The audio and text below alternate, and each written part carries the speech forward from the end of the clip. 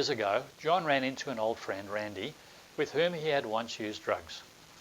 Randy, like John and his wife Susan, had used drugs their entire adult lives beginning around the year 1972. Susan and John had broken free in 1996. However, Randy was not so fortunate. When John saw him, Randy appeared to be at death's door. After a long embrace, John looked into Randy's eyes, which were sunk way back into his head. John watched tears welling up. Randy told John how good he looked and how proud he was that John was clean and sober. John looked him squarely in the eyes and said, "Randy, you don't have to live like this." He looked back at John with a perplexed look, cocked his head a little bit, and said, "I don't?" No one had ever told him that before. Randy knew no other way. But here's good news. No one has to live with an overpowering addiction, including you. For some people, their lives are a lifelong search for pain relief. Pain comes in many forms, emotional and physical, and often for humans. So does pain relief, addiction. Believe it or not, an addiction is often a coping mechanism. The coping mechanisms which people use to get themselves through life come in two forms: substance abuse and people abuse, better known as substance addictions and behavioural addictions. Substances most commonly abused are methamphetamine, heroin, cocaine, alcohol, tobacco, and caffeine, as well as prescription painkillers. Behavioural addictions are much broader and more complex. They manifest themselves in a variety of ways, ranging from gambling to anger, sexual addictions, jealousy, gossiping, media addictions, food addictions, overwork, or any other type of behaviour that people might engage in that takes them away from reality. Often, the origins of addictions can be found in childhood. Although you are not aware of it, during the early years of your life, your brain was developing its own equipment and chemicals that were going to allow you to deal with life and its ups and downs. If this equipment did not develop to its full potential, for whatever reason, physical abuse, verbal abuse, neglect, sexual abuse, and so on, you would find yourself searching for other ways to cope with life. You may find yourself in this situation right now, unknowingly trying to deal with scars and emotional distress from the past. You search for pain relief in a behaviour or a substance that you know is not good for you, yet at the same time it's the only thing that can bring you relief. And you say in your heart, "How can anyone take this away from me? It's the only way that I can deal with life." Sometimes you can't even identify the pain and the problems that you're running from. And that is exactly what makes this kind of addiction so hard to break. Another type of addiction results from simply fostering your natural human lusts. These addictions can form chains that bind you just as strongly as the other kind.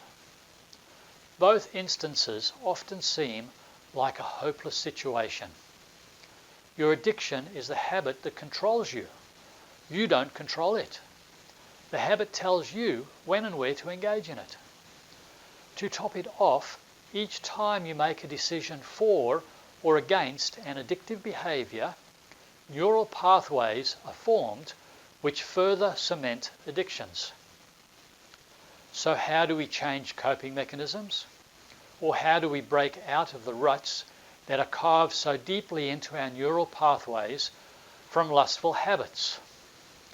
How can we, in our minds, construct a new future for ourselves? To fully answer that question for each individual is beyond our ability today. Each case is unique, and much of your recovery process requires individual attention and advice. I will give some resources later, but the first step, which is the same in all successful roads to recovery, is recognizing that you don't have to live with addictions and recognizing the source of the solution. We have a Father in heaven who doesn't want us to live our lives chained to our addictions. He wants us to live free, happy, and healthful lives. He wants us to learn how to leave our past right where it is, in the past. He can be our new coping mechanism. He wants these things for us so much that He gave us His Son, and through that gift gave us all the power needed to escape the chains which bind us. Listen to His promise. No temptation has overtaken you except such as is common to man.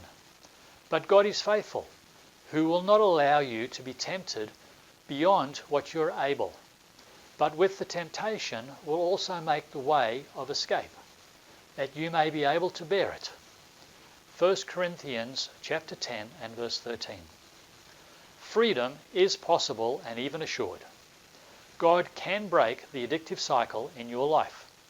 He is able to save to the uttermost those who come to God through Him.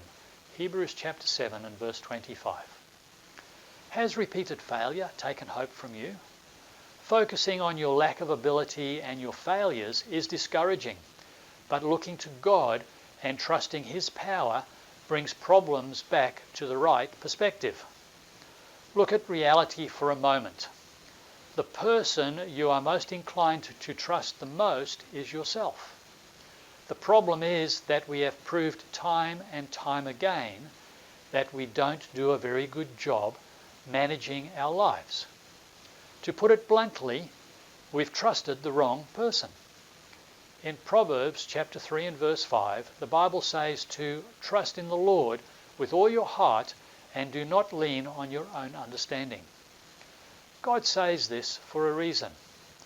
He knows that our understanding is faulty. He knows that we are emotionally scarred. He knows that we are doing the very best we can, but He also knows that we need to trust Him and His ability. Otherwise, our hope and motivation are gone.